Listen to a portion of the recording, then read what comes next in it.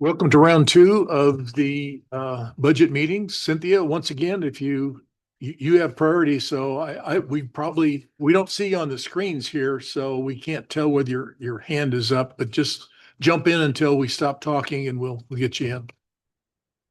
So with that, I'll turn over to, well, no, let's see, Dale, like the chipmunk. Yeah. Now, he's the one that told me that.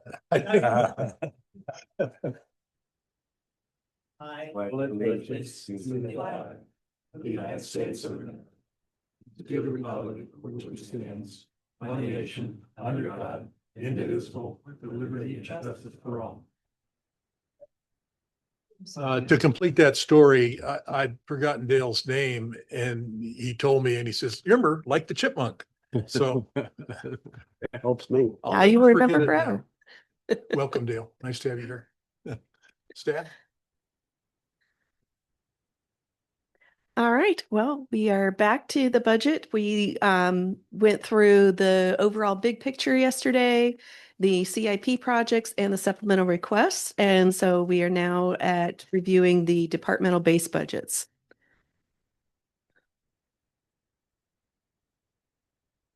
So first up would be the town council.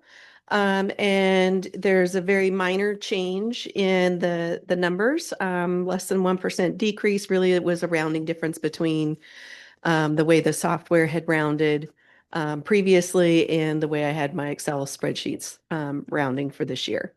I did want to point out that there is a placeholder of 100,000 that's in professional services in the town council budget. And so we were targeting that for possibly legislative advocate and then any other consulting that may come up. Any questions on the council budget? Is that 100,000 incorporated into this number or? It's already in that number Okay, so there's only 19,400 for, for all the other things, Oh. the travel and training, okay, the very small amount for workers' comp, some money in there for supplies. So it's not a very big budget I other didn't than that realize the placeholder. workers' comp was included. Yes, you are covered by workers' I feel comp. sick, but Yeah. Right? Don't fall. And it's got, of course, your salary and benefits. Yeah, Uh, It's not taxable though. right. Right. Free food. Okay, I somehow, Sherry, absolutely. should that be shown that the 100,000 is for a potential lobbyist? Because it makes it look like we have 120,000 spent on the council. So it is in the professional and other services line when you look at the actual detail book, in the okay. budget book.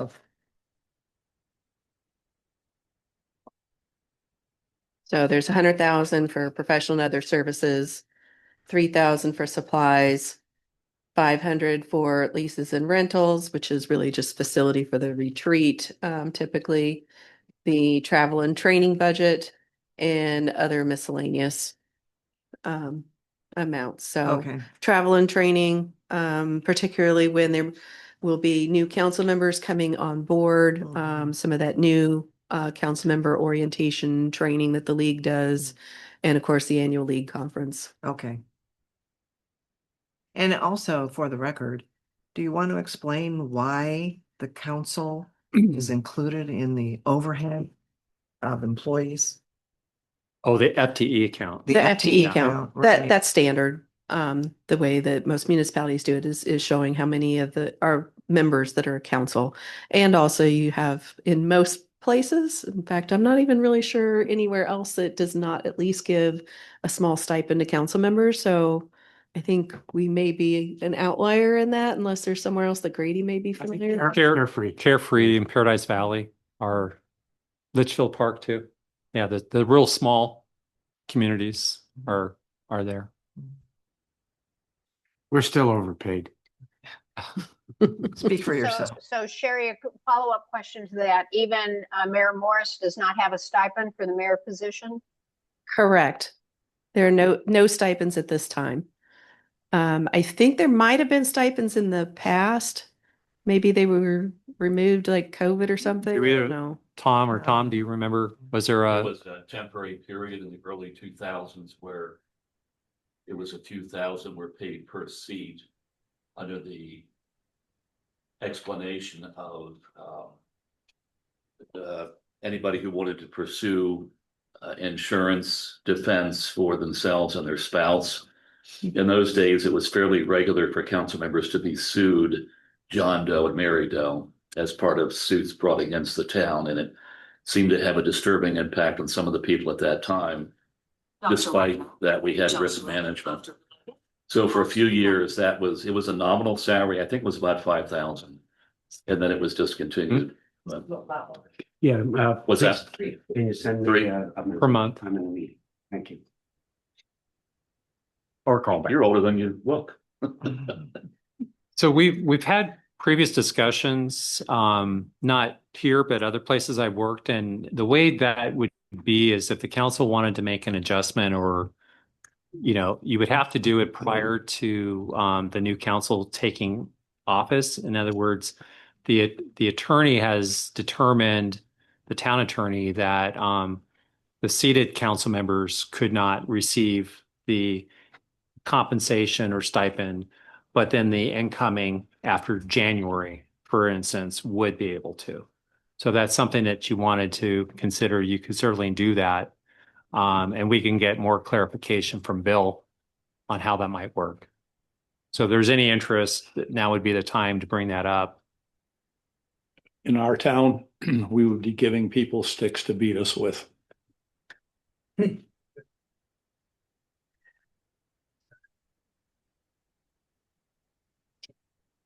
Anything else on town council budget? No. Okay. Sherry, just as a general rule, as we go through the different departments, I assume that the professional and other services line for each different department includes the funding for whatever consultants or contract is involved in that department. For example, the water attorney under utilities, the rate study under finance. Is that a correct assumption? Correct, except there are some rate studies in the utilities that would be in the utility budgets. Okay. Any other questions? All right, so moving on to administration. The administration department, so this includes the town manager's office, the town clerk's office, administrative services department, and communication and public affairs department. So across all those departments that make up the total of administration, the budget is increasing 5%. And you will notice as we go through these slides that I have the total change in the budget for you. And then I also have what the change is as far as ongoing costs, if there are some one-time involved. Here in this particular case, the 5% is really 5% increase in the ongoing side. So we have the increase in personnel costs, not quite 90,000 there. We tend to experience increases in technology costs each year, and so they're estimated at not quite 15,000. We did include a one-time contract services for implementation of the records management system of $10,000. And then the prior year, fiscal year 26, one-time costs being eliminated, and then miscellaneous changes of about 3,800.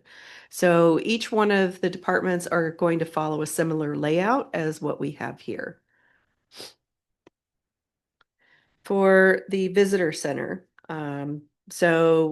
previously we were referring to this department as Tourism Bureau. We're renaming it as Visitor Center.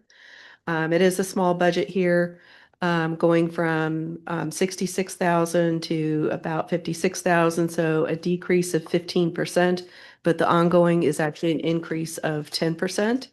And really the one time is the big change here. So the one-time cost was the digital marketing, the E-squared, that was approved as one time in the fiscal year 26 budget of 15,000.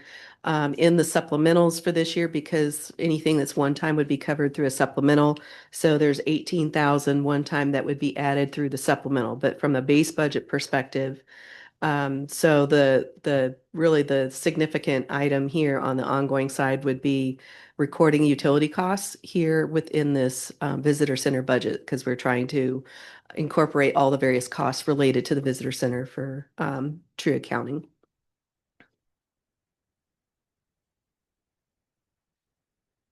Okay, so the next one is general government. Going from about 440,000 to about 306,000. So it's a 30% decrease. On the ongoing side, it's a 34% decrease. One of the things that we're doing is we're adding a offset for estimated vacancy savings. So related to some of the positions that have not been filled yet, and anticipating maybe taking a little while on some of those ones that are harder to fill, and then just general vacancy offsets that occur throughout the year. We are seeing a fairly significant increase in our property and liability insurance premiums. So that's estimated to go up 88%, 88,000.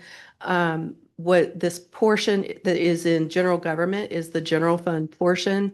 We do allocate a portion of our property and liability insurance to the utilities, so you will see increases in those budgets when we get to those as well, related to this increase in our premiums. We do have a carryover of 2,000 for the 40th anniversary. We're estimating about 28,500 of carryover for the consulting services for helping us with the IFBs for the utilities. There was 25,000 of one-time costs in the fiscal year 26 budget that we're backing out. And just miscellaneous of the other ones, about 22,000. Moving on to, yes. So the 40th anniversary obviously coincides with the 250th year of the Americas. Is there something planned here for 4th of July, Grady?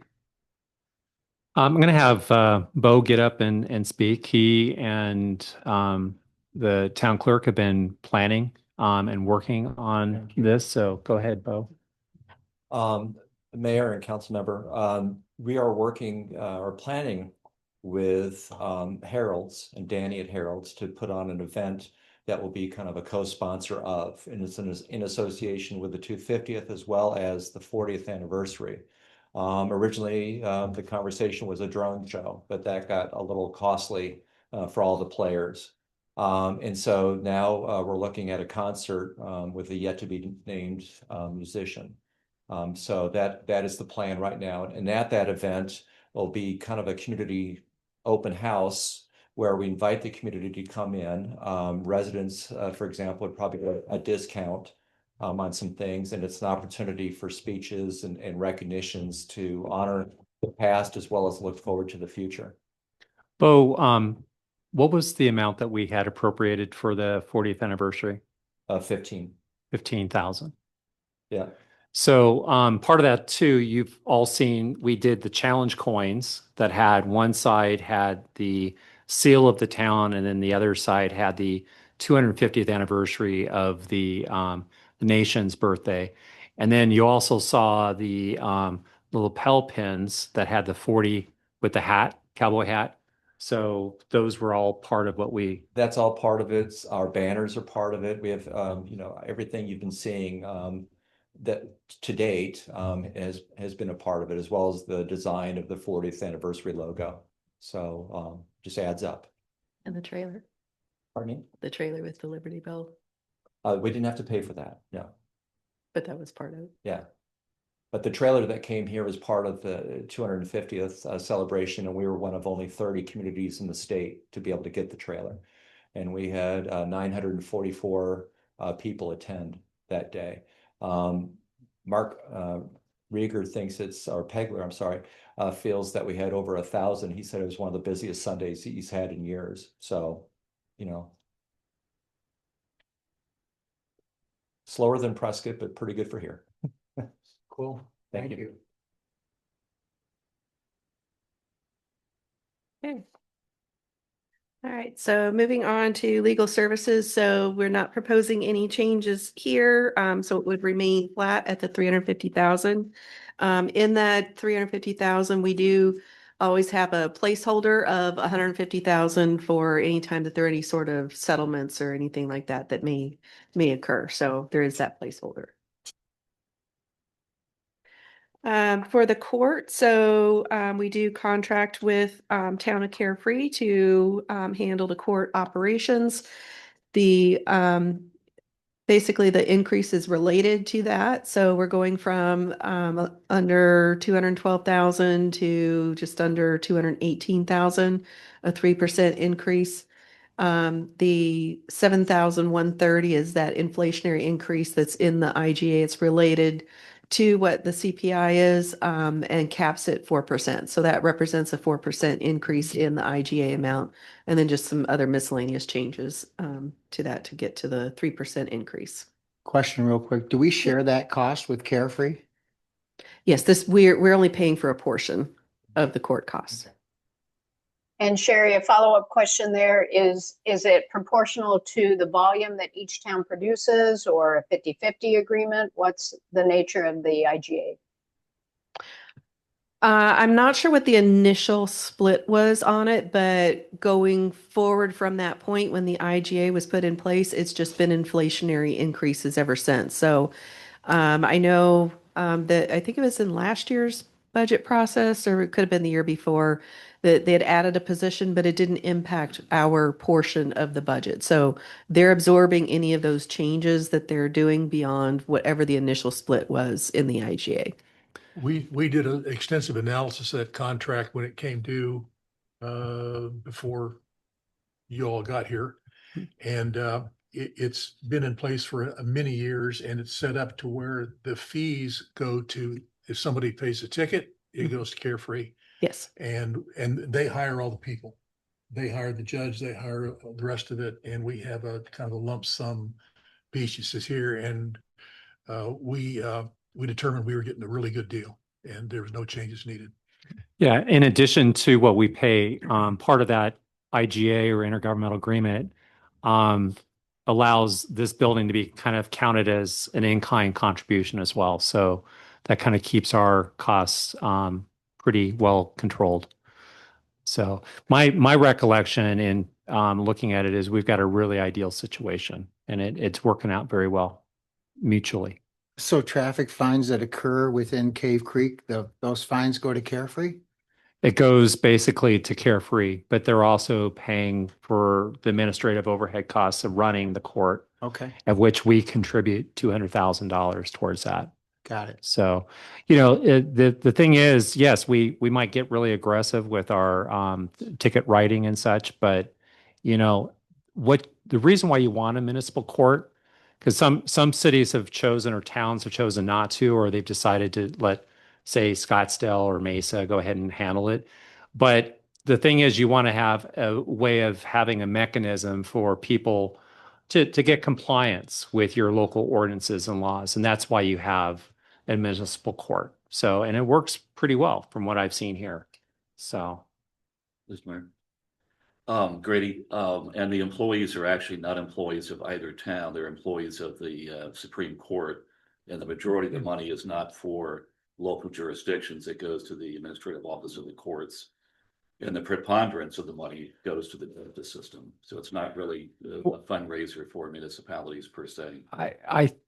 I think, and I believe technically you are correct that because it is under the auspices of the Supreme Court, but technically they're paid through the town of Carefree for their salaries and benefits. But you're absolutely right. It is under the administrative office of the courts, under the Supreme Court. Issues in the past here in Cave Creek with employees that were thought to be employees of the town, and action was taken, and the Supreme Court contacted the town and did a verbal audit, basically, of proper procedure for the FTEs. But I remember in another place I worked, there were complaints about the judge once, and it's outside, even though the judge technically reports to the council. I had to refer that person to an agency that oversees the judges so that they could report their complaint.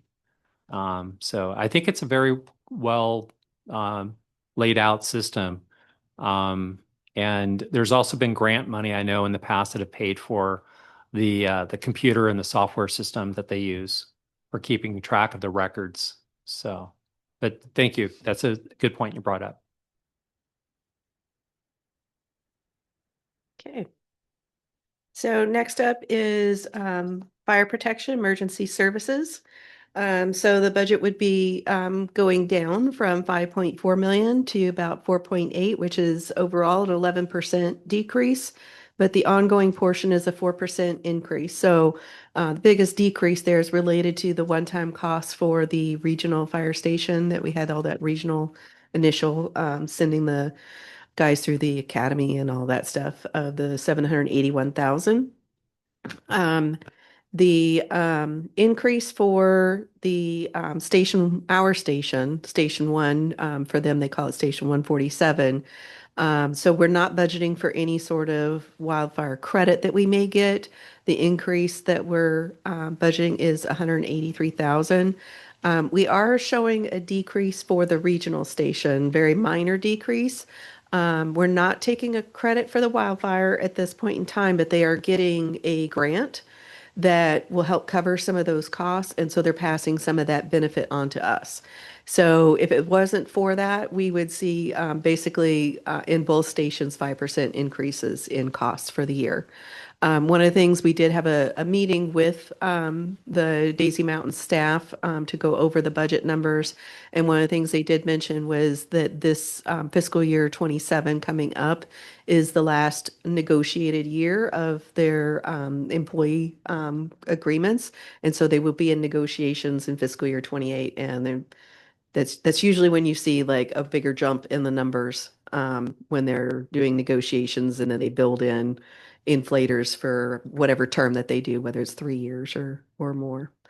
And one of the other things too is we were recording the contribution to the firefighter cancer reimbursement fund in general government and felt it was more appropriate to show it as part of the fire costs. So we are moving that here. Any So questions? Sherry, a question on the personnel costs. There's still one FTE. Is that holding the Fire and Emergency Services Director position active in the budget, or is that split up between other individuals on staff who are taking over those functions? So that is holding that position while the analysis is being done to determine whether or not we're going to be able to do okay with absorbing all of the duties. I don't know if Grady had anything additional. You recall that after Mr. Ford left, I had told the council I was not going to fill the position, but I wanted to hold on to it to determine if there is going to be a need for it. So far, it looks like it's working well. As we've made some modifications and added different assignments to the department directors.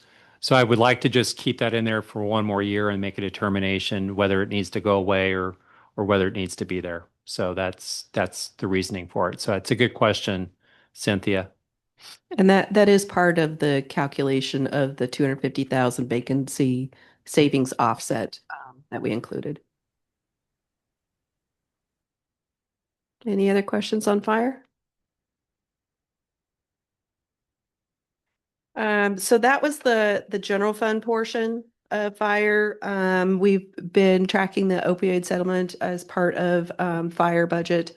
And so really this budget is set up based off of an estimation of how much available funding. The cash needs to be there in order for us to be able to spend it. And if the cash isn't there, then there's nothing to spend. So this is just an estimation of how much we might have available. We don't receive 40,000 in income to this fund each year. It's just the first few years it was really left to accumulate some money in there before starting to spend some of it, and we're not spending that full appropriation each year in what we're doing. The finance budget, so going from about 969,000 to about 1,044,000. That's an 8% increase. Really there, the biggest increase is going to be related to personnel costs and some of the reallocations that we've done, and then miscellaneous changes about 2,800. Law enforcement is seeing a little bit of a decrease, going from 1,458,000 to 1,412,000. 3% decrease. The ongoing portion is a 2% decrease. The MCSO contract was actually decreasing a little bit as they've improved on their unfunded liability with PSPRS. It's helped bring down their costs. So that does translate over to some savings for us. And then there was some one-time costs in fiscal year 26, and then just a variety of other miscellaneous changes. Mr. Mayor. I just wanted to ask if anybody wanted to have any discussion on this issue. I don't know. This doesn't convert into FTEs or hours, or it doesn't convert the dollars into the size of the product that we're currently obtaining. But it would seem after the recent special event that during this budget process, maybe we should take a look at augmenting the figure, but I don't have a suggestion or amount. But we have the perennial suggestion from Dusty about having special coverage during the high season, Friday through Sunday. And he's worked out numbers, but I don't know if you've worked out numbers, which would make it more official. Yeah, so we had numbers yesterday when we talked about the supplemental request. So Yeah. there was about 3 months that I had calculated about 60,000.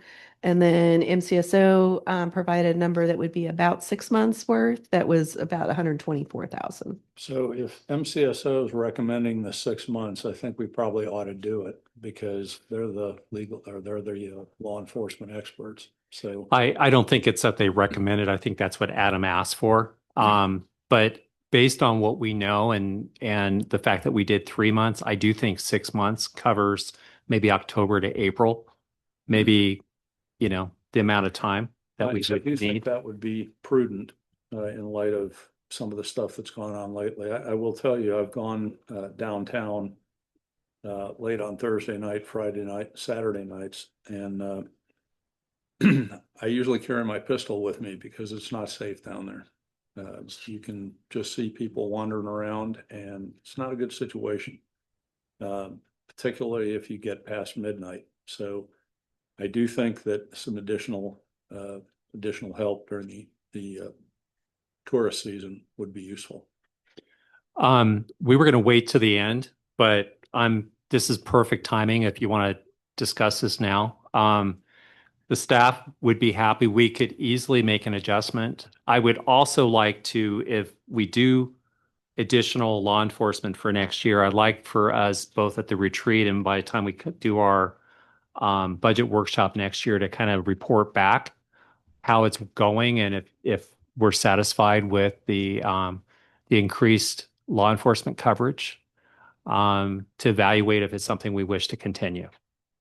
Yeah, I don't want to say that, it's the 4 or 5, establishments down there. It's not. You're seeing people, anytime we have an open area where you've got 5 lanes of traffic, you see people, doing donuts and everything else. And I just think it's problematic. There doesn't seem to be a lot of people on the street then, but, that's kind of what happened. Guy did a donut in an open area. The other thing that I was going to suggest is maybe Hal could take a look at putting some kind of temporary barriers in when we get to special event weekends so that people don't have that 5 lanes fully available to them to misbehave. We'll definitely take a look at that. I actually think it needs to be a little more strategic than putting up temporary barriers. In fact, I thought that temporary barriers were confusing. And I think it really requires some traffic management analysis on how it can be permanently improved during some of these events. So I think it's time to dedicate some resources to making sure that these events are safe for everybody who chooses to go down there and participate. I think during some of these events and on Friday nights and some extent Wednesday night, there is a feeling that people come to town thinking it's kind of lawless here. Right. And I'm not in favor of just putting somebody in on a Thursday night or a Monday night or a Sunday night with nothing's going on, targeted. I can support that, where we say on Friday and Saturday night. And I certainly agree that the event did not happen because of Bike Week. And I don't think there's any statistics I've ever seen that say the town is unsafe. We just do not have the criminal history here that says that. It's very safe. But you can't prevent the one-offs like happened at Friday night. That's Somebody true. comes in there, does something like that in the history of civilization, no one has ever been able to prevent one-off. What you can do is you prevent repeated stuff. And I think that we have enough evidence that, especially during bull riding nights or during heavy nights on Bike Week, we probably need some extra police because there's just a lot going on. So that's my 2 cents worth. So I had several people send me Facebook posts of, I sent you one. Right.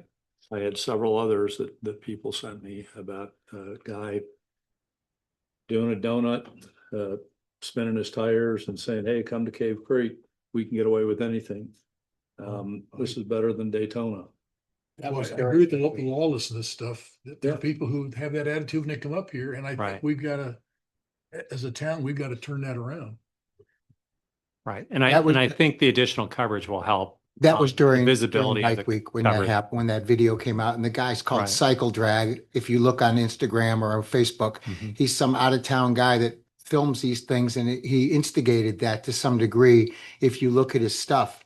But as far as the town, and again, I've lived in the town, I've been coming to the town since the late 80s. And I am kind of a night owl. I go out, I hang out, and I always have. I think the town is safe. And I think, yeah, there's a one-off every now and then that we're going to have. I don't think we need to freak out, but just like the night that the three of us, the mayor, myself, and Grady went out, it was 7:30. I think we were done at 8. And I said, it doesn't get going until about 10 because we were all kids once and we didn't go out at 9 o'clock or 8 o'clock. We went out at about 10. That's when things amp up. That's when they ramp up. That's when I came out of Harold's the Friday night of the rodeo at about 10:30. And I saw a paramedic, a fire truck, and 2 cops, 2 sheriffs out there in front of the roadhouse. And I was like, what's going on here? And there was some girl, on the streets, which backs up what we've been saying since I know the retreat, if not before. We need to have people out there, paid people, and maybe the bars need to help us out with this since they're the ones reaping the rewards. I almost think the bars should have a actual security guard at each bar with a gun, literally, because they got bouncers now, but these guys, if somebody pulls a gun, they're in trouble. And I mean, things are getting busier. Let's face it, just like it's getting hotter every day. So It's pretty obvious, and we're taking this. We'll go ahead and make changes to the budget to reflect this as a supplement that will be funded for next year. We'll do one time to initially do the evaluation this time and let you know how it's working. You'll also have anecdotal information based on your own observations and what you've been hearing. But we'll go ahead and put it in the budget for the $124,000 for next year. Oh, and as far as what goes on Cave Creek Road, there has been some instances that I've actually seen on Instagram. I don't want to name names of bars or anything like that. People doing wheelies all the way down Cave Creek Road, and it's like, dude, don't post this shit. That's just, excuse my French, but that's just asking for trouble. Why are you incriminating yourself? I went home last night and a guy was doing a wheelie the other direction up Schoolhouse Road. And I'm talking about a mile in. And I was like, whoa. And it was after this council meeting, the guy was doing a wheelie up the road. To the mayor's point, a lot of people feel there's lawlessness. I thought of that today when the guy on the quad drove by me and my dogs probably doing 50 down Highland. I was like, really? You know, I mean, people are coming to town like newbies and stuff who even live here that just don't get it. So, Thank you. We'll go ahead and move on, but thanks for the input and feedback. Within the law enforcement budget, do you want to cover the PSPRS unfunded and give you an update on that for our portion? As I mentioned, the MCSO was making progress on theirs. We are making progress on our unfunded liability as well. So here is a table looking at what the total liability estimated is for the last 3 reports and the amount of assets to cover those liabilities, and then the portion that remains unfunded. So as of June 30, 2023, it was at 211,000, a funded status of 77.5%. In fiscal year 24, it went up a little bit. It varies based off of how the market does, their investment portfolio, and contributions that are made. And so the unfunded portion went up to 218, but the funded status actually improved a little bit at 78.4%. Then during fiscal year 25, the council had approved making a $75,000 payment to help bring down the unfunded liability. And you can see that that did have an impact on the liability. So as of June 30, 2025, unfunded liability at 151,000, so funded status of 86.1%. In the current year, the fiscal year 26 budget, council again approved a $75,000 payment to help bring down that unfunded liability. So we do not have that report yet because that year is not completed yet. But that would, if the market doesn't create too much of an offset, then we should be paying down about half of that. We're including 75,000 in the budget again for fiscal year 27, which should put us at basically having our unfunded liability paid off. So as I mentioned, it all depends upon how the investment portfolio goes and what they estimate as our annual contributions. This is us paying additional to try and get the unfunded liability down because there are interest costs that are associated with our liability. And so when you bring that down, then we're avoiding those interest costs. So essentially in the fiscal year 20, after the fiscal year 27 at June 30, 2027, we should be at about 0 on the liability. It will fluctuate.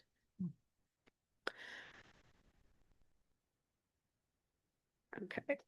Also within the law enforcement budget is the portion that's in the grants and other restricted monies fund for the Smart and Safe. That's the Prop 207 money. Again, this is one of those accounts where it's really if the cash is there, they can spend it. If the cash is not there, then they cannot spend it. So it's just an estimation of how much funding would be available. We don't get this much funding each year. There was definitely some accumulation of some money to build up the balance where we're at right now of about 13,000. And this is something where it's restricted. It must go to supplement law enforcement. It can't replace. You can't supplant something that you're spending law enforcement money on currently. Next up is the special events budget. And so we're not recommending any changes here on the special events. This is really for our costs in helping to manage things like the rodeo parade and and the rodeo. So those things that we do to help manage those costs. Do we have any additional costs that we need to cover with the turquoise circuit? Do you want to talk about that? Sure. The short answer is no. I think the biggest bite of that is managing the parade. My recollection is in excess of $20,000 just to conduct that parade. As you're aware, Turquoise Circuit doesn't do a parade. So what our contract with Turquoise Circuit is they get Marshall Stein, they get Deputy Marshal Goodman, and then any cost for sworn officers above and beyond those two, we essentially pay and then bill them back and are reimbursed for those costs for uniformed police at Turquoise Circuit. Okay, thanks. Yeah. Yes, ma'am. One other item on special events, and it goes along with the discussion of increased enforcement for that period of year, so it would probably fall under that supplemental request already. But because administratively there are special events that include road lane closures, that seems to be the time when the additional enforcement and law enforcement presence is necessary to help monitor pedestrians. So I know that was an issue back in January with the Roadhouse event that for the weekend, a lane was closed on the Roadhouse side. It altered traffic, it altered pedestrians, but there was no real law enforcement additions that I could see on the Friday of that event. So I think if we could be consistent on those special events, any that include road closures, to make sure there's enforcement there.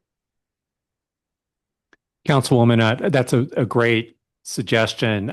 Clearly, with the supplement, the council's kind of given us the nod on that will help with the law enforcement going forward. It should be noted too that when these street closures occur, the businesses that have applied for that special event permit, we're requiring them to also pay for the barricade company to do the street closures. So they are at least covering that cost. This special event summary here is really those that are the events on us that we've agreed to share, because of the rodeo days parade is been jointly shared and coordinated between the town and the organization. Real quick, I just want to apologize to everybody here that I dropped the swear word. First time I've done it since I've been on this council. Sometimes I get a little fired up, so I apologize to anybody that happens to be listening or here. Well, I'm impressed if you've never used a swear word before, today. So I think you got a pretty good track record. I never swear in private either. Tom, you had a, Yes, sir. Thank you. This may not be the best place, but let me ask it in the event that it is. This sounds like maybe it's more to the rodeo and the parade and things like that. Any rough number on how many special permits are issued per year for events not affiliated with Bike Week? Well, I'll let our special event guru, you could probably estimate though. Oh, really? That many? There's a lot that are on private property Oh, okay. That's a good distinction. that don't Right. necessarily impact traffic or. Would it be helpful to have a different criterion for special events? And I'm kind of hearkening back to Cynthia's discussion. That a place with a liquor permit would be a separate category unto itself as opposed to these other 100 special events. Or we have staff authority to approve special events as we had in the fall involving motorcycles and liquor permits and so forth. It would seem to me that at the very least, that should be put on a consent calendar to come before the council. And if nobody pulls it off the calendar, then it's presumed to be approved. But I remember that time period where we get questions and we're not aware that there's other liquor permit special events in the town that did not come before the council. And I'm thinking that it doesn't necessarily need to come before the council for approval, but it should be part of the agenda disclosure for the council to be aware of in the event that the council gets questions from other businesses, neighbors, and so forth. But that was a helpful distinction. I didn't realize there were that many permits issued per year on public and private property that staff routinely handles. Yeah, they range from a couple hours to a 1 day to up to a full weekend, all the way like Bike Week, which covers like 11 days or so. I think it's a good thing that you're bringing up, and we have yet to come back to council. As you recall at the retreat, there were some questions about policies and procedures relating to special events, and we have been working towards coming back to you on that, and I think that's fair to bring these other things up as well, and we'll have those details that you're asking about. Because if you want to make some changes, that would be, I think it's good for you to get the bigger picture so you can see the impacts. I would say that you got to be a little bit careful what you ask for because, the number that we're thinking about could be quite, even if it's on consent, could be quite a lot to have to deal with. How So, many liquor permits do we have in town? Quite a few. I'm guessing under 10 yeah. Oh, you mean permanent ones? state issued liquor permits. More than that, 10? 25 to 30 years. That many? Okay. Yeah. Well, if there's an activity by a business which has a liquor permit and it impacts on the community in terms of the transportation corridor, it just would seem that might be a separate category. I guess what I'm saying in parentheses is not staff approved Right. without council knowledge. Right. I would Not say that any counts. street blockage would, Yeah, I would support any street blockage needs to come to. Yeah, and I'm piggybacking on what he said. If you recall the council meeting where the Horny Toad came in for their liquor permit, Right. I'm on record saying at that time, that was right after the problems happened down at the In hideaway January, with all the, with the smoke and everything else. And the noise. I said at that time, maybe it's time to look at the permit process and Mhm. tighten up the permit process per, especially what Mr. Augerton was saying about special events and potential problems. Again, proactive is the key word here. Your microphone. Horny Toad did not have a liquor application tied to that special event. That was specifically special event for But they already- 4 days or more. That's fine. I'm bringing up the fact that I use that to jump in on what happened the week before, that we shouldn't just give out liquor licenses anymore, or not liquor license, but excuse me, permits anymore for special events with any kind of potential for issues. Period. These are good discussions, and I think we're getting into a little bit more policy areas. And definitely, I think when we bring that back, this is great because it sounds like a lot of you have some good ideas on how to approach this and maybe getting a little bit more better control. So we will definitely be bringing this back and open it up. Maybe we'll do it like we did the open space meeting and just have maybe a dedicated meeting just on this topic so that you could feel like you have plenty of time to discuss and debate it and figure out what you want to give direction to staff on. if I can just prevail 60 more seconds, Mr. Mayor. When we have that meeting and we have that discussion, I don't think the characterization in Cave Creek is whether we have a crime problem or not, or whether the special events cause crime problems. But when I called you the Saturday before Christmas because of the incident that Joe was mentioning, the one thing that small communities may not be prepared for, I don't think we are, is the relationship between social media notifications and events created on social media happening in a community that are not permitted, that are not planned or processed with staff, maybe not even coordinated with the marshal. Right. But nevertheless, our capacity to respond seems to be circa 1950s. So whatever we get into in a later discussion on this, I don't know that the town has had a recent discussion of what would we do in situation ABC. When you have the presence of social networking, and the recent special event we had was interesting how the websites of the establishments in the community portrayed a very different narrative after the accident, attempting to tell a different story about the special event that week, of course, positive and welcoming and inviting and so forth, which would be understandable. But I don't know that the town has calculated a response plan based on adequate restrooms, public protection, public parking enforcement, and so forth, based on the unintended additional impact of the social networking on existing approved permits. So it's a world I'm not that conversant in, given my age, obviously, but the Saturday before Christmas, to have in mainstream downtown Cave Creek before Christmas, drag racing, drifting, and everything else with a group that was on private property with the knowledge of the private property owner, and to have that event, it just proved to me that maybe we don't anticipate what a response plan would be if something is not coordinated through the normal processes of the town. and you have an event, you have activities, you have visitors participating. But there was no plan made for, I mean, it would probably be not permitted, some of these activities. Right. Where it would be suggested.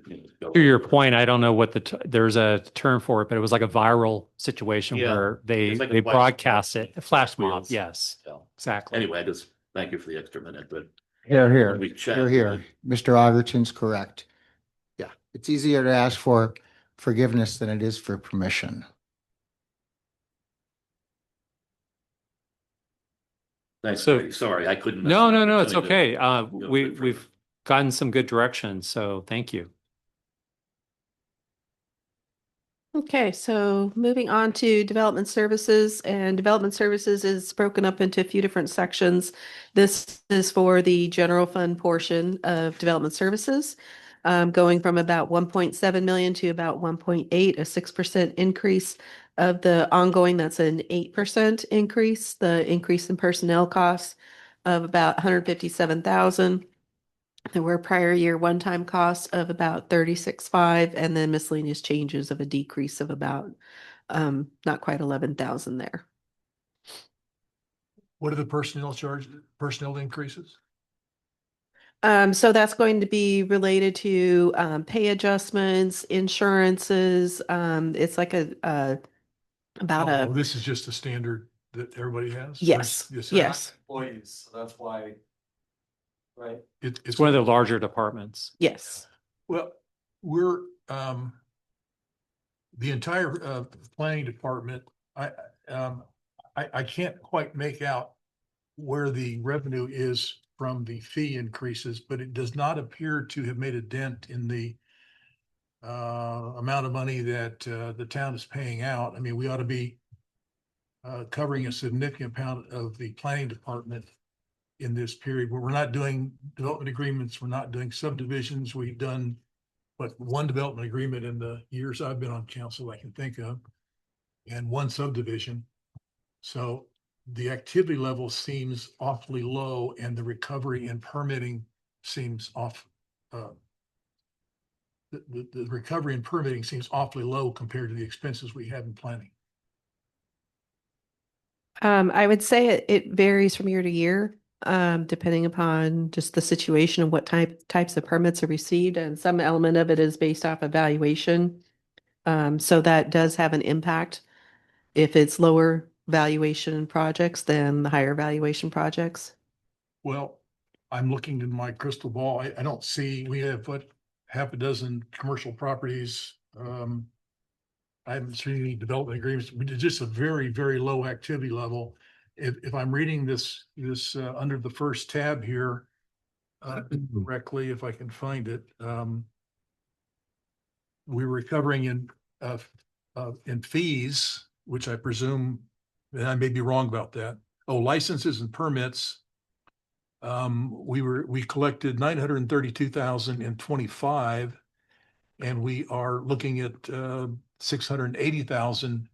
So there was some adjustment to the categories on some of the fees, because some of the fees they charge are not for permits. They're for what we would refer to as charges for services. And so if you look at the charges for services line, you can see that that is going up quite a bit because of that reallocation of the type of revenue that's coming in. That's charge for services. That's mostly. Like a plan review is not a permit. Okay, but here's my question. How much of the, and again, there are some like building safety that ought to be covered all by, the whole thing ought to be covered by permits, but there's some things with the planning that won't be covered.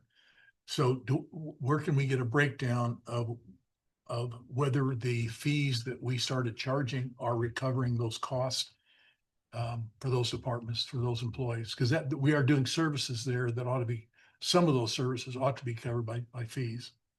I could put together a slide for my next quarterly report on where we're at for the year if you would like that. Does Okay. that work? Okay, but I'm just concerned that the costs of the planning are going up and up, and the activity is going down and down. Well, we're about ready to get underway big time. One of the development agreements that just went through is the Cahava Springs, 230 homes. That will be We've had several meetings with the developer. They're trying to get their water infrastructure ready to get going. I think we're going to be on a big time cost recovery on that. We're being told that the typical home in the first phase will be a $2 million plus. And so I realize, building permits are based on, a lot of different factors, but I think we're going to start seeing a sudden surge within the next 18 months going on over there. So we also have a hotel project that I know is going to be coming up, and I don't believe, have they fully paid for their fees yet? No, they've paid their deposit, so the balance will be due upon issuance of that plan and permit. You will have a TDR coming before you here soon. TDR. We average about one a year. What's a TDR? A development agreement of sorts. So if you recall, Transfer density. Transfer density, right? Council approved one for the Aldi development, the future Aldi development last year. Okay, So, another one. so I think what you're bringing up is a good point, and I think we'll come back because, the numbers prove it. right. The numbers show Absolutely. it. So let's look. But we're looking at activity and cost recovery, and I think that'll bear that out when Sherry and I look at that. Okay, look forward to seeing that. Hey, Luke, real quick, do we have any idea or speculation of any idea of when they're actually going to break ground? On which project? No. The hotel. Once a permit's issued, they can't break ground prior to getting their permit issued. Okay. So really the ball's in their court on when they get corrections resubmitted and when we review it and get it permitted. So will that come before council in any form? No, it will not. Then Luke, just I guess it'd be the southeast corner, the Walmart. Right. There's The also, development, the TDR that will be coming before yeah, council. so there's like a fitness The 7-pad center. development consisting of multiple quick service restaurants, gas station, fitness anchor, a multi-tenant pad, sit-down restaurant. So all of that, that's the property, the vacant Bullington property, 13 acres just north of Walmart, is coming soon to a theater near you. And you've met like on a pre-application process for that? Their site plan is approved. Okay. We're waiting for their attorney to finish their TDR agreement, and that will come before council here very soon, I assume. Can you give us an update on the property on Schoolhouse and Cave Creek Road, the northeast corner that Fernando owns?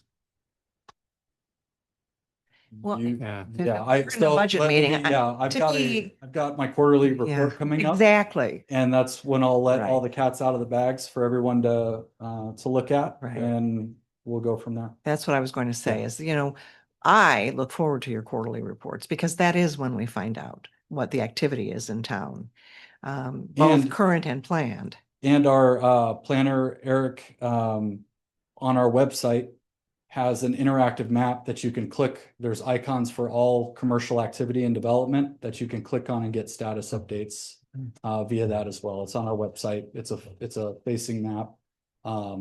So, yep. Thank you. Thank you, Yeah. Luke.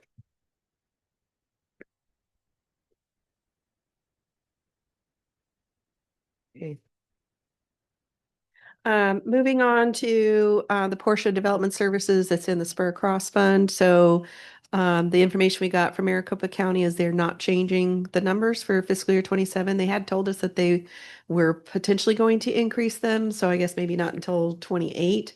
But they are talking about needing to increase that at some point. But for now, it's no change. Within the grants fund portion, so development services handles the lottery money that goes to Foothills Caring Corps. So that has been budgeted as flat. And then the portion in the rodeo grounds budget. So going from about 149,000 to 160,000, that's a 7% increase. When you look at the ongoing portion, it's 27% increase in the budget. The biggest part of that is expected additional use out there. And so an increase in the utility cost because of being utilized more. Also an increased contracted services services related to irrigation, phone and internet cabling, some of the dirt work, 8,000. There was one-time costs in the current year budget, fiscal year 26 budget of 23,000 in that as well. So our, whatever we charge for leasing or renting or however we charge these people who are using the rodeo grounds, I suppose it's comparable to, if not better than what our bills are. So I do. I think maybe you're asking of like, do we ask them to reimburse for utility costs Yeah, or and- things is like the- that? is It's the not lease- really Do structured we that cover way. our expenses? We really do not. And I just want to be clear that that facility does not make money. That facility, if there's an intent to make money, I don't know that facility would do it.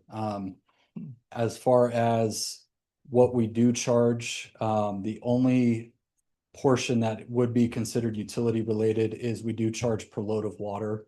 And that's actually, we're pretty aggressive in that charge. But the arena usage fee is fairly nominal. We do charge if an attendant is requested to work the event on behalf of the town. We provide a town employee, we charge them an attendant fee to do that.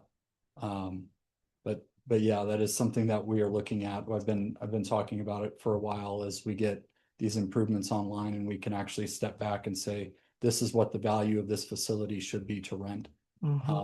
Obviously keeping in mind what our competition is around, because the last time we did a market increase in fees, we essentially killed 70% of our events. They went to Wickenburg right off the top. So we sat with an unused facility for the better part of a year. So now we're back to a degree of 9-month usage, consistent usage, which is very good. So we can look at those fees again very soon. I think we need to have a rodeo grounds discussion. We looked at having content. We've talked about this before, but we need some ideas Right. here. We need ideas on how to, if in fact there is a deficit, I think as I recall, 23,000 in fees. Was that the? We raised 53. So Cave Creek Rodeo Days is providing a check for $22,002. That's the revenue that the town generated off of the $3 ticket surcharge for Cave Creek Rodeo Days. We got their ticket sales books on that. So the town will get a check for that 22,000 based on that surcharge. Well, I'm interested in looking at is the total fees, that not only just the two rodeos, but also the weekend fees, and look at number one is what can we do to reduce expenses, and what can we do to increase charges to cover. I mean, my goal is to, and I like the staff to come back with recommendations. What are the options for? I don't want to run business off. I don't want to burn the place down. I don't want the reasonable options that we can use to cut this deficit Right. down. Absolutely agree. And, Yeah, and cover the operating expenses. Right. Yeah. One of the things too, when I was projecting the revenues, is I was being conservative in my projections, and I'm really anxious to see of what these numbers are going to end up being for this year, since there's been more activity this year than there has been in the past. So that will help guide a baseline going in the future based off of where we're at. Yeah, the staff and I will definitely do that, Mayor. And definitely, as you're aware, like the turquoise circuit, we were trying to land that. And I think we would probably have lower rates just to be able to get them there, because then that opens the door to others with the high visibility with the turquoise circuit. Then it's like a loss leader, but then we're going to be able to get other events there. And I think that is kind of the strategy that we're kind of working on. Plus, it gives us a higher profile having that championship hosted at our facility. What's the capacity there again? Do you remember what that is for the arena, for the seating?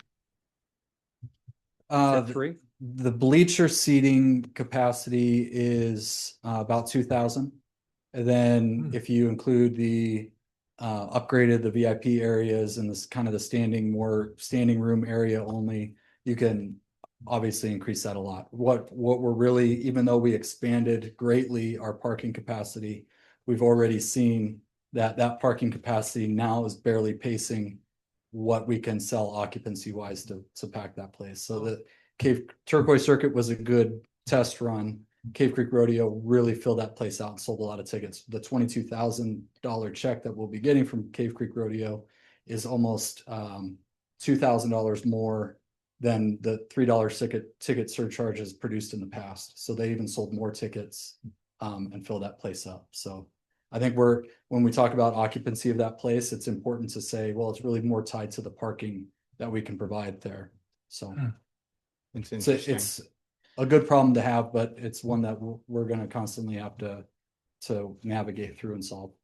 Okay, now I was thinking too, it doesn't always have to be a horse related event. I've been thinking, why don't we have concerts out there? I know at 10 o'clock, everything goes down, which is understandable, but we could have festivals there, concerts. We could make a lot of money. You get the right people to come out there and people will come, just like that movie with the baseball field in Iowa. They will come. Arena of Dreams. Arena of Dreams. Okay, moving on to Public Works. Public Works again is across a couple different funds. So this is the general fund portion, going from 949,000 to 922,000, which is a 3% decrease. When you look at the ongoing portion, it is a 6% increase, primarily in personnel costs of not quite 48,000. In the current year, there was 80,000. That was a wood chipper. And then it's about 80,000 is the supplemental request for one time that we talked about yesterday for the rock hammer, the thumb for the attachment for the backhoe, light tower, and generator. So those kind of are going to, once we roll the supplemental in, it'll wash with that. Also under Public Works is in the Streets Fund budget. So going from a budget of about 4.1 million to about 2.4 million, that's a 42% decrease. The ongoing portion also decreases, but a lot less at the 14%. The really large amount there is the MAG grant. That was the one-time cost that was budgeted in fiscal year 26 of 1.4 million. We are carrying over our grant match portion of 90,000. It turned out that ADOT is going to be administering this grant that we are awarded from MAG. So those portions of the cost, that is that federal portion, because ADOT is administering it, it goes on their books. All we're going to be reflecting on our books is just our match. So it reduces that amount quite a lot. We are decreasing on the contracted services. So the payment management program that was presented to council a while back was based off of an assumption that we would have 1.5 million ongoing in our base budget. And so that actually decreased the contract services in that category. Any questions on Public Works? All right, so with the utilities, we'll go over Desert Hills first. So a budget of not quite 4.1 million, going to just under 4.4 million. That's a 7% increase. Ongoing is also a 7% increase. Some of the bigger items there. So one of the increases is in the bulk water costs. So you may recall when we did the rate study for the utilities, one of the things was the bulk rate charge that Cave Creek Water charges to Desert Hills, and there was a fairly substantial increase there. So that's part of that increase in costs. The increase in professional and other services of about 81,000. There's definitely some money added to there that anticipating some assistance with water resource issues, both legal and other consulting services. We did in the fiscal year 26 have the last payment for the CAP water agreement. So that comes out of the budget. There is added the Series 2025 obligations that were issued back in December. That increases the debt service for Desert Hills about 60,000. And then really just a variety of other things here. I do want to point out, so we are including 10,000 for a capacity fee study update. There is, I don't remember what the project was that Sean was referring to, that he said we really need to take a look at the capacity fees before this project, before they would be paying capacity fees. So we will be looking at updating just the capacity fees in Desert Hills, which is estimated at 10,000. There is the I think it carryover, was Desert Ranch, maybe. could be. And then we have the carryover of the setup of the water conservation program at the 50,000. Any questions on Desert Hills? Yeah, could you explain the payoff of CAP water agreement? Which water agreement was that? So there was some costs that there was an agreement to pay CAP over, I think, about 5 years. That for some reason, I think maybe they weren't charged, or I'm sorry, it was before my time. I think there was something that was not charged. And then they discovered we were supposed to be charging you some money. Like Sean can answer. He's on right now. Sean, Is he? are you on right now? I am. Mayor, Councilmember, that's actually Vice Mayor. That's actually the last payment on the non-Indian agricultural subcontract that we have, the NIA water. So when we secured that water, it'll be 5 years ago now, we did a deferred payment on the backdated capital costs. So that $157,000 is what we've been paying annually of the outstanding capital charges for us to get that subcontract. So this is the last of that payment. So I know it's ironic that this is also the first year that we're not able to order that water. That is just to secure that capacity in the CAP canal, which we think moving forward should still have some benefit to us. But that's what it's for. It's for the non-Indian agricultural water subcontract and the last payment. We still pay ongoing for the capital and delivery charges if we get water delivered through that annually, separately. But this is the last of the old payments on the. Any other questions on Desert Hills? All right, so moving ahead to Cave So Creek. where is there a piece of this in the general fund too? We're loaning them 500K, is that correct? I'm sorry, I missed part of what you said. We are loaning them about 500K a year, correct? Is that in the general fund? So the cash loan is in the general fund. And so, yes, we had estimated about 500. That's back in And- yesterday's. Right. Yes. All right. Thank you. And I it's wanna just a make loan. sure It's double counted. correct. Yeah, so it's not reflected in an expenditure budget.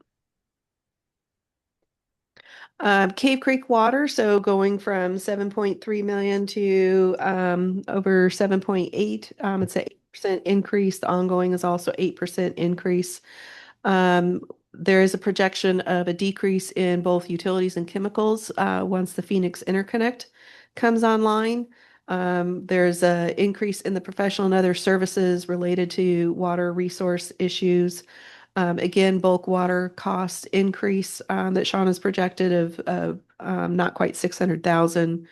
The Series 2025 debt service that is allocated for the Cave Creek water portion is adding about 179,000 to debt service. The new water resource fee study. So in anticipation of maybe we will have a new water resource that we need to look at during fiscal year 27. So we have 15,000 as a placeholder in the budget for that. Carryover of the setup of the water conservation program, 50,000. Any questions on Cave Creek water?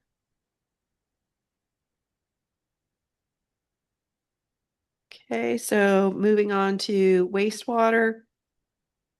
So budget going from about 4 million to about 3.6 million, so decrease of 9%. And the ongoing also decrease of 9%. That biggest decrease there is the payoff of the direct placement obligations for Series 2021 of 491,000.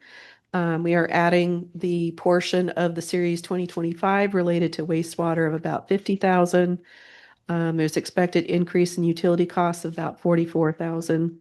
And other minor adjustments there. So any questions on the wastewater? Okay. So really, we're at the point now for what council direction might be related to any changes that you've seen in the proposed budget. So anything related to the supplementals, the CIP projects, anything else that may have come up. And I have some notes. I don't know if you want me to kind of make sense of my notes that I've written, or if there's things that you know that you want to discuss. You could start with your notes. Okay. In the front pocket of your books is the large size of the supplemental list. And so on the first section with the non-personnel ongoing, so we have the peak season law enforcement that was in for 60,000. So we're talking about going with the number from MCSO for the 6 months at 124,000. So that would be one of the changes.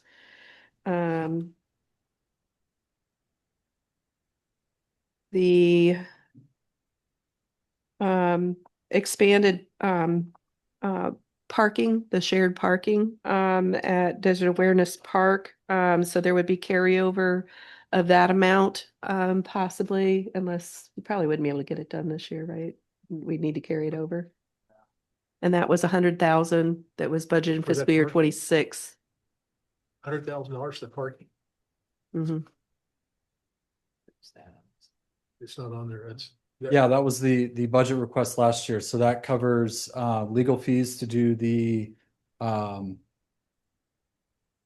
to bear with me for a minute. It's been a long time since I wrote this proposal. Grading and drainage plan costs, work, because there is part floodplain encumbrance. So we've got to do some mitigation there for an all-weather crossing to get to another portion of the property to clear out for parking. The anticipated legal fees in preparing the shared parking agreement.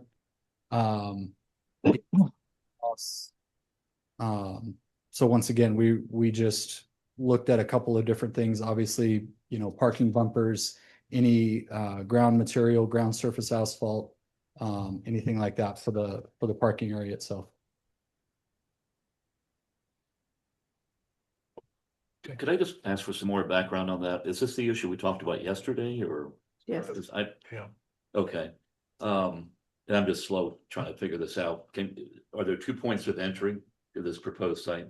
One being, I guess, where the park is and. Correct. And then there's an existing, it's actually a spillway in Stagecoach Village. It's considered a drainage spillway, but if you're familiar with the project, there's an archway with a sloped ramp that's asphalt, which is really meant to convey surface water runoff into the wash. That would be improved to provide foot access to that. It would be pedestrian access to the parking lot. So you could park in that parking expanded area, Desert Awareness, and walk up to the back, through the back at Stagecoach Village. How many places altogether are being proposed? A total parking space count, I don't know. It's been at least 6 months since I saw a draft plan of that. So. And this is for Stagecoach Village or what's the price? Yes, this was again probably 2 years ago. The Stagecoach Village ownership or condo association approached the town about for their different special events on that they host on site, getting more parking and doing something where they would improve part of their property that is adjacent to the park, and we would expand just overall parking capacity at Desert Awareness Park, utilizing part of their property to accommodate that. And really it's been, if this is something you want to proceed to council with, then you would be the primary driver of it. Help us prepare the plans, help us absorb the costs of doing this work. So when we programmed the budget, 100,000 was going to be our share of what those costs were going to be. So we This is not anticipated it approval, being, This is just to, Right. in case it. and it was in comes last down. year's budget. And Right. they think the ball is in our court, and evidently we don't think there's a ball at all. So I just want to bring this up and get it either done or not done. Absolutely. I'm not, But knowing how many parking places is gonna be a key thing. Based on the discussion yesterday, Mayor, I asked Luke to reach out to Mark. I don't think he had a chance today to do so, but he will. So this would be a placeholder. It doesn't necessarily mean that the money would be expended. It's only if we're able to come to agreement about this project, and that would be our portion of the costs. Mr. Mayor, who's the property owner? The Stagecoach Village, Well, where the parking lot is, who owns the parking lot would be installed? it's the, well, The part of park. it is ours, so part of it would be Desert Awareness expanding its property as it integrates with Stagecoach Village, and that's owned by a condominium association. Can we legally expend monies for private property this way? That would be the agreement, the shared parking agreement. In other words, legal will find a way to have it. We're benefiting as well. So it'd be different if it was all one-sided. So What's the benefit to the town? How many existing parking places are there for Desert Gateway Park, and how many more are needed beyond what we currently have? Has that been looked at, or? I'm just playing. I'm not up on this issue, and I'm finding it. After the recent special event, I just keep wondering, I mean, do we need more parking lots along sensitive drainage basins with more defoliation and more asphalt and this, that, and so forth? I just wonder. Yeah, the lion's share of the area we're talking about is encumbered by Desert Broom at present. I know, but with, we have and I'll stop on this. I'm just giving an opinion, but we have commercial properties in Cape Creek. And they're dictated to by the state fire marshal in terms of what the occupancy standards can be for the building. But the town has never had standards that need to be met in terms of private commercial property for parking. And we typically don't have enough parking for the occupancy limits of the properties themselves. But increasingly, we're permitting parking to be converted into retail, sometimes temporary, sometimes more than temporary. So to be taking more land and converting it into parking, so we have off-site parking for a subdivision, Stagecoach Village, I guess the proper term would be a shopping center, but we're creating more private parking or more parking off-site beyond what was originally constructed for special events, so parking area can be converted into more special event area or more temporary retail. During Bike Week, we had a number of temporary buildings on private parcels up and down the street. I just wonder if we did any state fire marshal review of those before they were permitted, or were they permitted? I mean, it just seems like and this is just me, but I don't understand the relationship between a piece of commercial property with a structure and the property being converted to additional retail or special event or exhibition or performance or whatever, and then all of the ground that had been intended to park the vehicles that were the customers are now occupying bicycle lanes on the main street, or other people's commercial property or back residential streets and so forth. I'm just wondering how we get to these proposals of more parking for a private property of commercial retail establishments that negates the requirement that they had originally for parking. So, I mean, that's just a random thought. I don't have any suggestions. Well, let me start over here. Okay, so the main reason for this parking is, there's three reasons. Number one reason is they came to us saying, hey, we'd like more parking for Taste of Cape Creek and the runs and all the other visitor things that they do to draw people to town. Number two is it can be used for Friday nights and Wednesday nights during the year, during the season, as overflow parking, because as we saw when we were down there Friday night, the parking that's there along, help me with the name. Viola. With Viola was full. The third thing is just general parking down there for events and things, for Desert Awareness Park, although that parking is not saturated anyway. So so those three things. Now, we never heard the price. This is the first time I heard anything about the amount of money going in. And it's gonna come back to council for approval. This is not Oh, I approval. understand that. So Are we just doing improvements or is there a land acquisition cost? no, there's No, no land existing. acquisition. Okay, And partly it's theirs, part of, we can use theirs, they can use ours. And so it will relieve some of the parking at peak times down there. so I think part of the question that that Tom had was if you go to to the entertainment triangle there, during Bike Week, there's no parking on any of those facilities. It's all pop-up tents that are selling it there. You lose a couple of hundred parking spots by people putting pop-up tents and selling kitsch. So when we look at these special events, why are we taking parking spaces away? If they want to sell their kitsch, put it in areas that are not occupied by parking spots. That way it clears out the street and we have less of a problem on the street.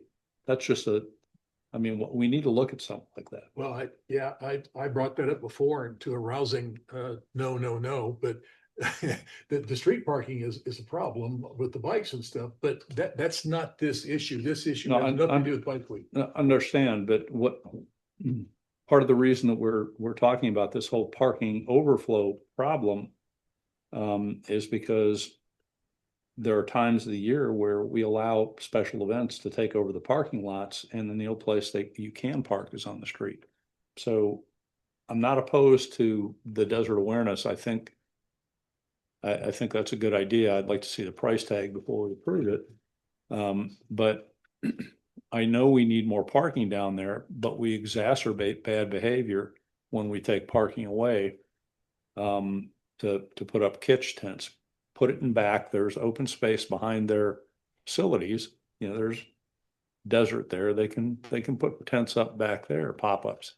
I mean, that seems to make more sense to me than taking away the parking. Just a stray thought.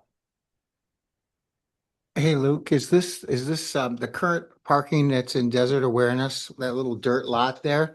Is this an extension off that lot going east? Is that what it is? Yes, Okay.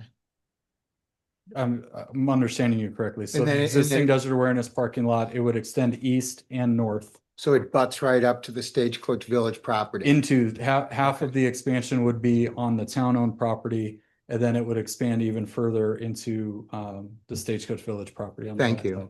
Yeah. So does it stay in the budget? I mean, the real question is, does it stay in the budget or not? Is that right, Sherry? Well, So if somebody wants to it's make. not in the 27 budget right now. It's in It's the in the current- fiscal year 26 budget and has not been carried over. I think it should probably be carried over. Yeah, It's got to come back to the council. But if somebody wants to make a motion to say no, then we'll entertain and vote on it. One more question. This is obscure, what's the elevation above flood of the proposed parking area? Because it seems like it would be right at or slightly above. Again, you have to forgive me, I presented this last year, and we haven't finished all of the grading and drainage plans, and I think that was the disconnect with the Stagecoach Village principle is we had initiated contact in October and said, here's where we're at with preliminary drawings. What would you like to, how would you like to continue this conversation? And it's been since October that we haven't heard back. So I'm glad you brought this up yesterday. As far as what we're talking about, Hal has worked with a consulting engineering firm, Everett Allen Group in town, to prepare preliminary so that there wouldn't need to be much in the way of change of elevation, that we can work predominantly with existing grade there. So to answer your question, really no marked change in elevation there to comply. So this would be a dirt parking lot as it is right now, basically. It's too early to say if we would do dirt or some aggregate base material or a stabilized base material. We don't know. Once again, it takes two to finalize that and what are they willing to pay for and defray the cost. No, to do it. that's fine. I was just thinking when Councilman Agerton was just talking about the grade and everything, there's no question that when we get the big floods every now and then, that would just be taken right out. We'd lose all our asphalt. So Right. I would Yeah, think. the area we're talking about is not going to be as susceptible to flood. You know, I think I'm in favor of keeping this in the budget carryover, but I think that if we don't hear anything from them over the course of the next 12 months, it's gone. So let them respond or be done with it. Absolutely. Well, they followed up with us. We didn't follow up with them. So, Oh, so the ball has been in our court according to them. So not according to Luke. let's, Yeah, Luke showed me the latest email that he sent them in October and never heard back from them. we got a So, dead horse for beating here. Yep. Well, Okay. let's only beat it for a few more months. No horse too dead to fly. I have a note about streetlights, and I don't know if that was going to be wrapped into the right of way, safety and aesthetics. yeah, so I would like to have the $100,000 be utilized either to help evaluate and then identify the lights. I talked to Hal a little bit afterwards yesterday, and so I think that's a good start, although it's not going to do the full plan for a core area, but I think we can definitely look at that. So, Well, it can be phased in over time. I mean, right. you have this money available every year. You just build it. As we- Exactly. But the lighting specifically were not probably part of the original plan, but I think it's a good idea and we're going to go ahead and take a look at it. There's, A 60-second annual plea for trees. On the medians, 2 cycles back, the council approved 500,000. Hal spent 170,000, and it was a success. The liquid seed and the rocks and so forth, the medians are measurably better and even evocative of the Cape Creek topography, the way they came out.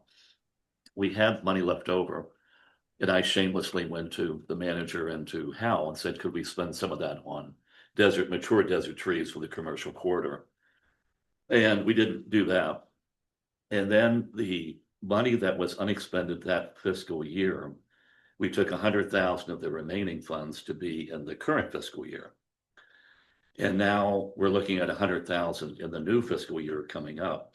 And I just wanted to see if there's any interest on the part of the council to identifying a figure to try to begin planting mature desert trees anywhere on public right of way through the community.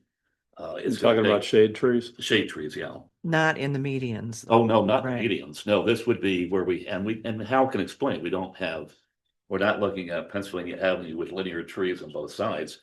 You've got pieces here and there where you might be able to stick a desert tree to have shade for people walking at that spot. I just think if we don't start it, we've had fits and failures of streetscaping for since 1986, different iterations of streetscaping.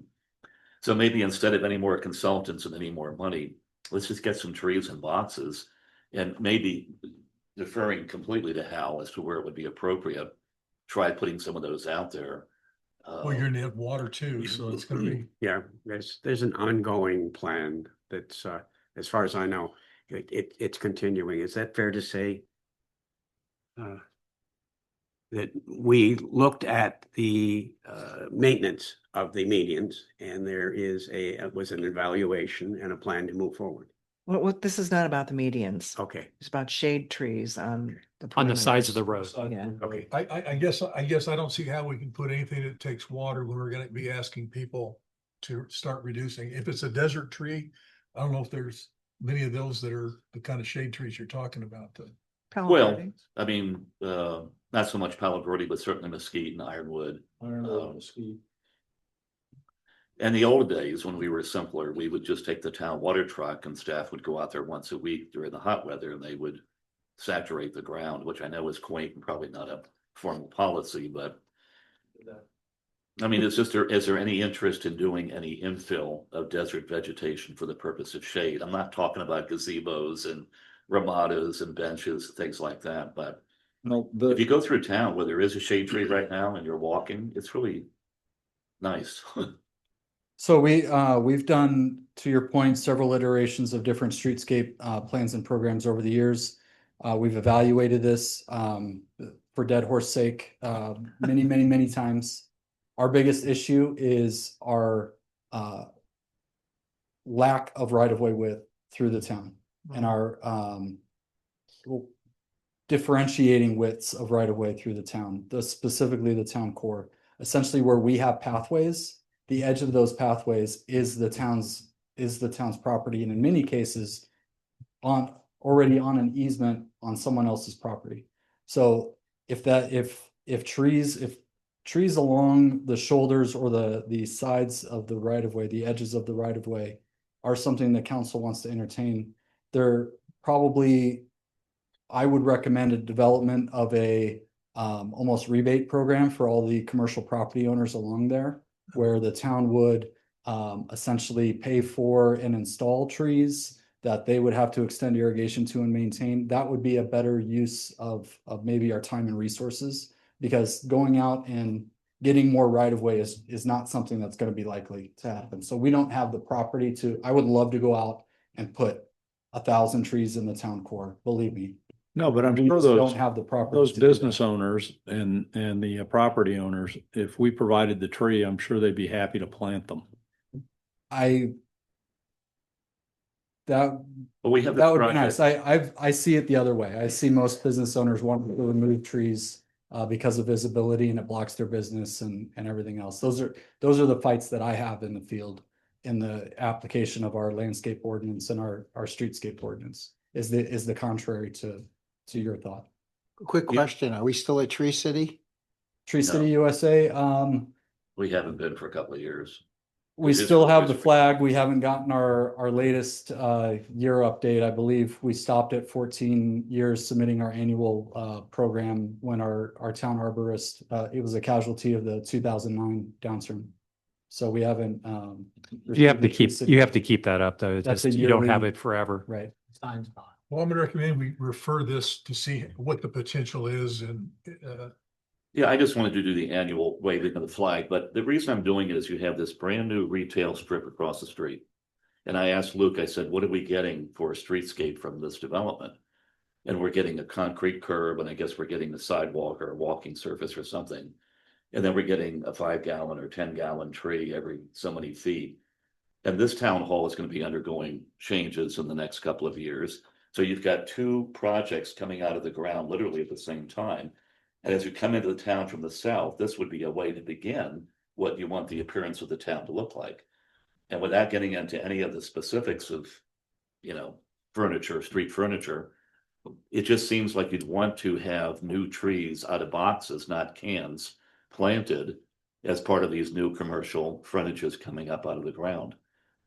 And I'll let it go. I know I do this every year, but I still think the commercial corridor is our living room. And I still think to make it a walking experience is the only guarantee of retail future in this community. So after this new subdivision comes up, this retail project, and right across from town hall, just drive into town and you'll look and you'll see the shoulders come right down the asphalt. We don't really have a walking path all the way through town. Not that you would have it overnight, but anything that's no longer grandfathered in its new construction, I would think we would have a compliance protocol. And not putting the cost on commercial development, but saying, if you go to Cottonwood, Arizona, there's a complete concrete sidewalk through the commercial corridor for a couple of blocks. And we should think of that from town hall all the way up to the Carefree border, not overnight, but I think we're missing such an opportunity in this town if we don't encourage pedestrian relationships with our retail frontages, restaurants, bars, and so forth. If we had lots of money, or if I win the lottery, we buy that 9 acres down the street, and you have your parking problem solved and so forth. I'm sorry, thank you, Luke, for putting up with the annual Pitch. I think It's in the a good town core pitch. plan. We encourage all of these and more through the town core plan when we meet with people that want to develop in our town.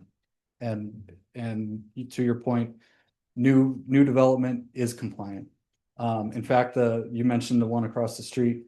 they were actually overzealous with what they salvaged. They salvaged three, I counted today, three invasive variants of Palo Verde trees, the Mexican Palo Verdes that drop the needles. They actually salvaged and relocated those. So at some point I've got to give them the bad news to say, you know, thank you for spading this tree. However, it's on the governor's invasive species list and you shouldn't have removed, or you shouldn't have relocated it. It actually needs to go and you need to replace it with a native tree. So yes, compliance is paramount.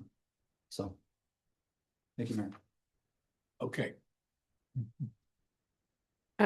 There was talk about traffic barriers, maybe doing some sort of study or something on permanent traffic barriers. And we have a project for pedestrian safety. I don't know if there would be capacity in there to take on looking at that. I think this is the thing that Catherine Yeah. was talking about. That I was the temporary- one that said temporary and permanent would be great. I just didn't think that, there would be an appetite to get We- rid of the 5 lanes and, you know, kind of make it so there's turnouts and medians there. We have a study being done now that we're expecting to receive within the next week or so about looking at sort of traffic calming coming into both ends of the town, but starting at Rancho Mañana. That's one of the things that we were looking at. If we slow traffic down, then we end up with better traffic safety or pedestrian safety. The other thing we're looking at is we pulled out the old traffic safety study and we've located 2 new places where we could put crosswalks like we've already put in, the push button. And then we're looking at giving earlier warning to the pedestrian or to the motoring public that there's somebody has pushed the button and to give them a flashing light. So we're looking at, so for this year, we have it pretty well identified of what we're going to be doing as far as the 100,000 that we've put in. Could we make the flashing lights red instead of white?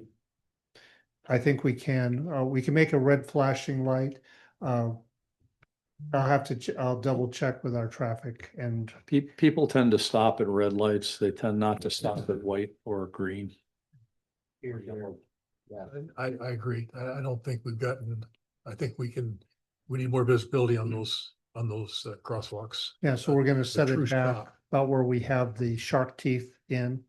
We'll set it back a little farther and have a flashing light that will be tied electronically with the pushing of the button. So that'll be flashing if you're coming down the hill. So we are working through our consultant on that.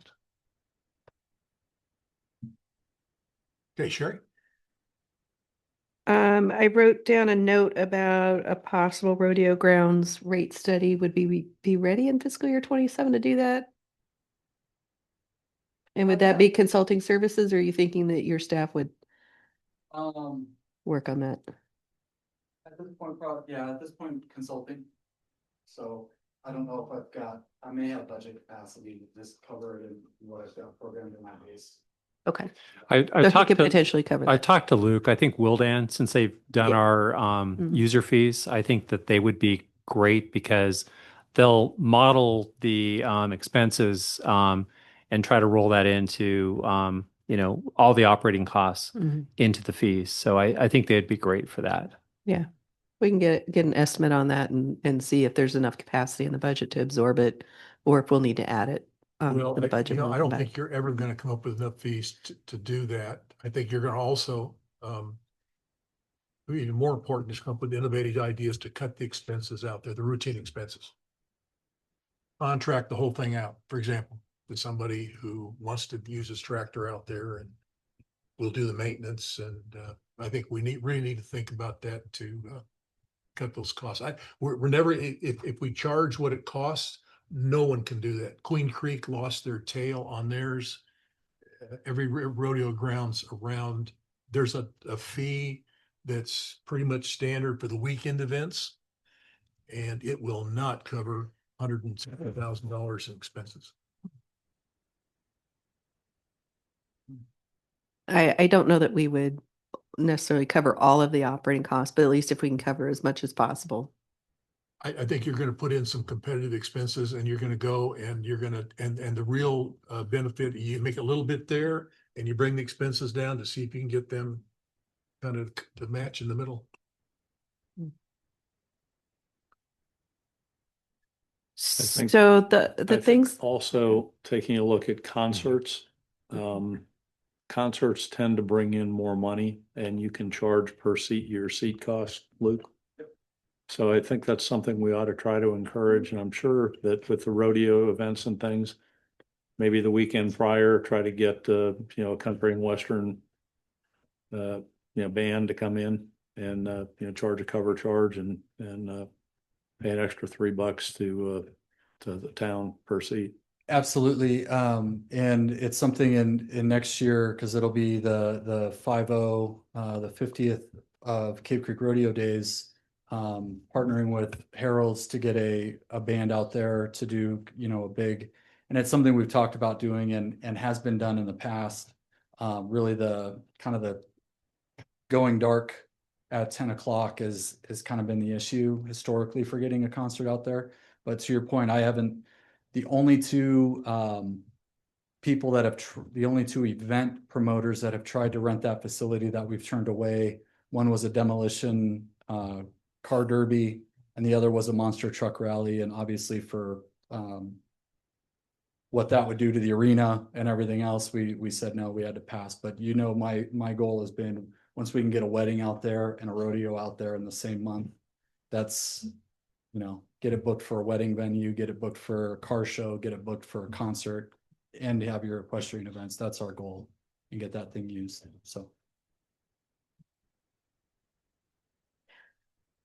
so based on an assumption that council was okay with all the things that were discussed that are included in the proposed budget, what I'm hearing is increasing the what's in the budget for the peak season law enforcement by about 64,000, doing the carryover of the expanded parking agreement of 100,000. So that would basically bring the 80,000, 80.4 or 80.4 million budget amount up to not quite 80.6 million.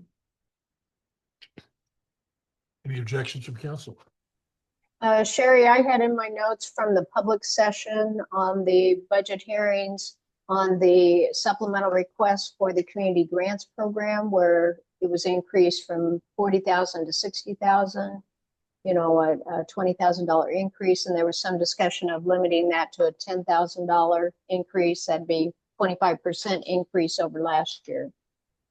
I had, and that was based on if we weren't going to be able to approve funding for E² marketing and our social media efforts with the visitor center, which appears to have passed. So, I can abide by the $20,000 increase.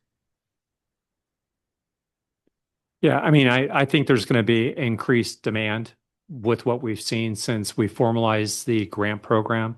So I think the 20,000, I would probably recommend that amount. So Right, the applications go up every year, right. so. And the other comment I have in general is just to follow up on the town manager's comments yesterday on capital improvement projects, to leave in the budget the town hall renovation, but with the idea of that would remain on pause until we know more about the water situation and our cost for other unknowns in the utility next year. So I just wanted to voice my support for that decision.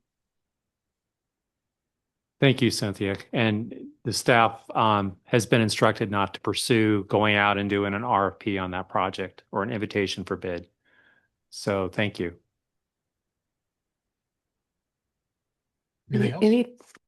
Is that? Sounds like that is good. So the next slide that I have is just our upcoming budget dates. So May 19th would be when we're bringing the tentative budget to council for adoption. So we will incorporate the changes that were discussed and present that at that point in time. And then June 16th We would then adopt the final budget and hopefully what is adopted for the tentative will be what the final budget is. Usually you don't want a whole lot of changes between tentative and final, so we want to make sure that we are coming to you with the numbers that you want. Kathleen, you've been sitting back there. Would you like to say anything? Any comments? I have no. Come up with the microphone. Please. Is it turned on? There's a green light. Does that mean it's on? Yeah. Okay. I'm a note taker. You guys have talked about a lot of really great things. Is there anything in particular? You've moved on to so many conversations. I definitely support the increase in the sheriff. I guess what I wondered is we're talking about all these things. Okay. What, for all the placeholder items that you have, what is that total? For all the miscellaneous items that you have, what is that total? And how does that percentage wise relate to the overall budget? Because when you say placeholders, to me, it sounds like, okay, so like the town hall renovation, we're gonna keep it there in the budget, but we're not gonna utilize it this year.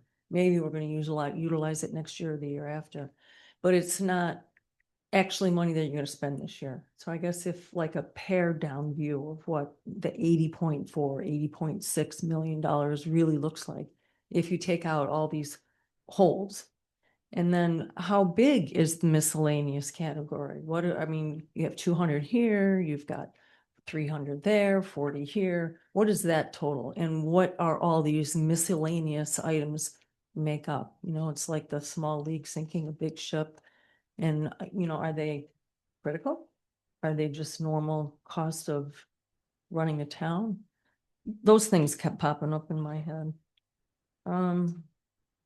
And for the rodeo, well, Luke had left, but expenses, you're always going to have expenses, and it's good to cut them down where you can, but increasing revenue on that and finding more ways to bring people in. I don't know how your structure is with the rodeo concession stands, the kitsch that you're talking about. Is that something that the rodeo organizers keep for themselves? Town's getting $3 per ticket sale, but are we getting anything on that? Because those things have big markups on them that might help bring in more revenue. I mean, there's a lot, I have a lot, but those are the things that when you ask me right now off the top of my head that kind of stand out. So it's to the benefit of the town. Oh, one other thing that you mentioned, not you, but you all talked about for the increased capacity for public safety during events or even just normally in season Thursday to Sunday in town. And you brought up the idea of the owners of the facilities increasing security, which I think is a marvelous idea. But as a business owner, prior business owner, I don't want to, or I wouldn't, or a business owner may not want to provide coverage on public space because the town could be open to a lot of liability if it's not properly covered on the public space. So to ask the private owner to give that public space coverage might not go over so well for them. Then you may be able to require them to step it up and do more. I'm getting flashed out. But they're not going to cover the public area. Those are just a few. But I appreciate you asking me. Thank you so much. Thank you, Kathleen.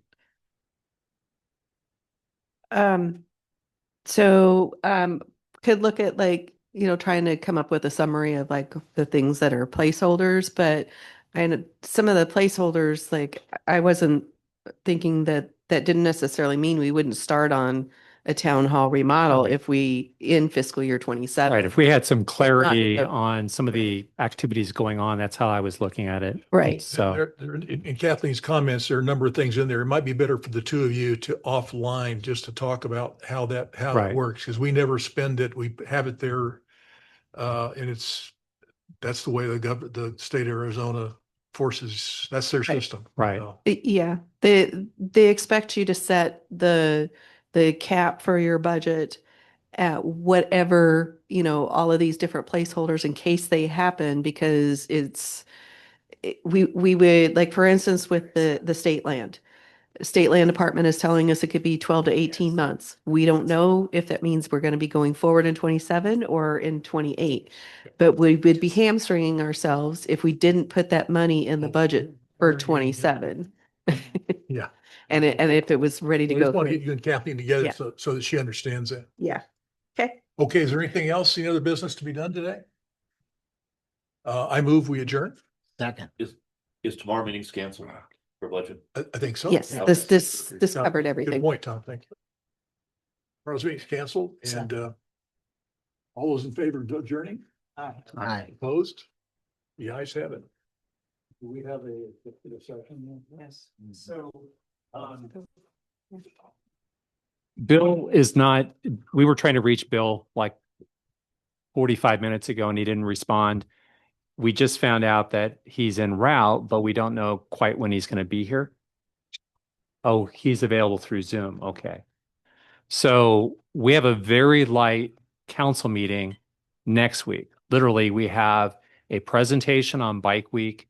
We have, what was the other? Oh, the update to the council on the flock camera contract. And then we have a communications and public affairs presentation on their quarterly report. That's all the agenda, correct, Teresa?